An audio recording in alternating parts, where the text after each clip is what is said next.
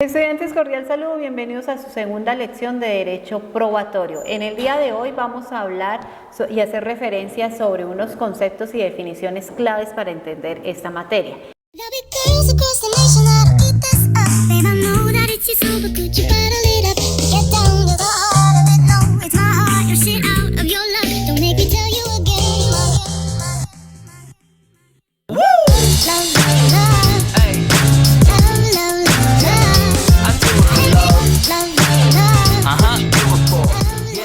Iniciamos así con la definición de lo que entendemos por hechos, y es todo acontecimiento, suceso, situación de tiempo, modo y lugar susceptibles de probar.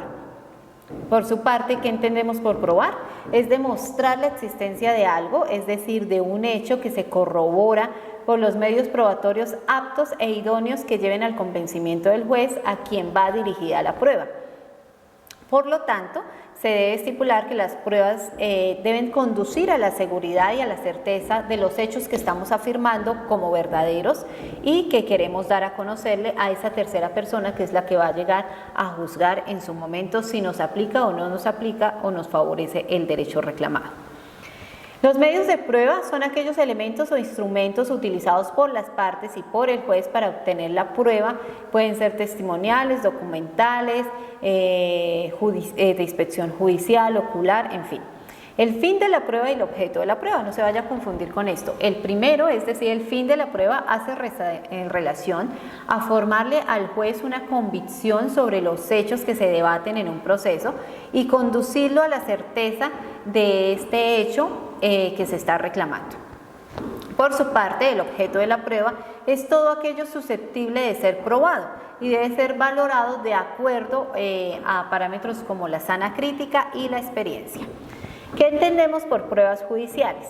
Son ese conjunto de reglas que determinan la admisión, producción y valoración de los medios de prueba para llevarle al juez el convencimiento de los hechos que se están debatiendo en un proceso. Entonces, de acá se desprenden dos aspectos fundamentales. El primero, que tiene que ver con el procedimiento probatorio y que nos dice que esto hace relación a que comprende todo lo relacionado con la producción y obtención de la prueba, partiendo pues desde el momento de la petición, el decreto, la práctica y la valoración de la misma.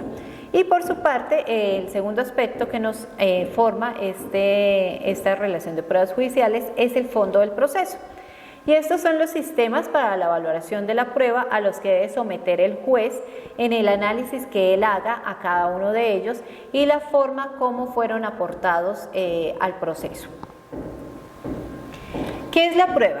En sentido etimológico, la palabra prueba se deriva del término latín probatio o probationis, que a su vez procede del vocablo probis, que significa bueno. En ese sentido, lo que resulta probado es bueno y se ajusta entonces a la realidad. En consecuencia, se entiende que probar consiste en verificar o demostrar la autenticidad de una cosa, ¿cierto? La prueba puede ser entonces procesal, es decir, la que se practica dentro del proceso, o extraprocesal, cuya realización se presenta por fuera del proceso, como prueba anticipada, prueba preconstruida, trasladada o prueba sumaria. Existen 4 características de la prueba, que son la prueba se caracteriza por ser histórica, sustancial, racional y subjetiva. ¿Qué quiere decir que es histórica? Que generalmente la prueba surge de un hecho pasado o que ya acaeció. Segundo, que es sustancial, porque la prueba tiene un fin específico, que consiste en lograr la íntima convicción del juez de lo que se está debatiendo en un proceso. Tercero, que es racional, porque el funcionario que valora la prueba, es decir, el juez, debe basarse en el razonamiento de los principios de la lógica, de las reglas de la experiencia, de la sana crítica y de la normatividad jurídica. Y por último, que es subjetiva, y esto hace relación porque la prueba es el resultado de un análisis crítico y reflexivo que hace el funcionario al momento de su valoración. Cuando hablamos de que es subjetivo, se refiere a la persona como tal. Valoración de la prueba. Este proceso corresponde al funcionario encargado de pronunciarse sobre el desarrollo del proceso, digamos sobre el juez que va a debatir a quién le otorga o no le otorga ese derecho de acuerdo a las pruebas valoradas y practicadas.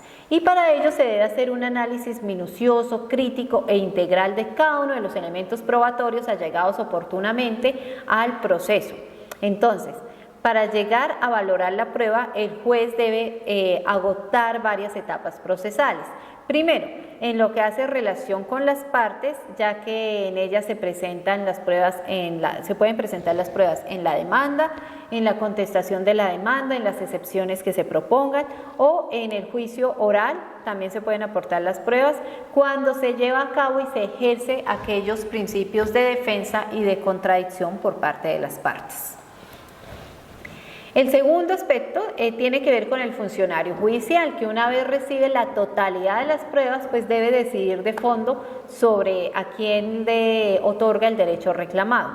En esta labor se debe tener en cuenta todos los elementos probatorios allegados oportunamente al proceso, realizando, como lo hemos dicho, un análisis aplicando para ello las reglas de la experiencia, las leyes de la lógica, la sana crítica, la íntima convicción y hasta su propia experiencia y obviamente aplicando la normatividad que sea vigente y que sea aplicable al caso, ¿cierto?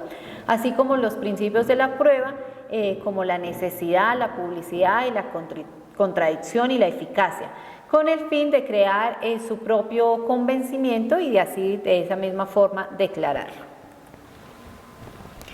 Ya para terminar vamos a hablar de los sistemas probatorios y esto hace relación a un conjunto de reglas y principios acerca de la prueba y los distintos medios de prueba y su apreciación. Entonces tenemos en primer lugar unos sistemas de pruebas legales que tienen que ver con el fin de la prueba, que es llevarle al juez el convencimiento y la certeza de los hechos, como lo hemos dicho.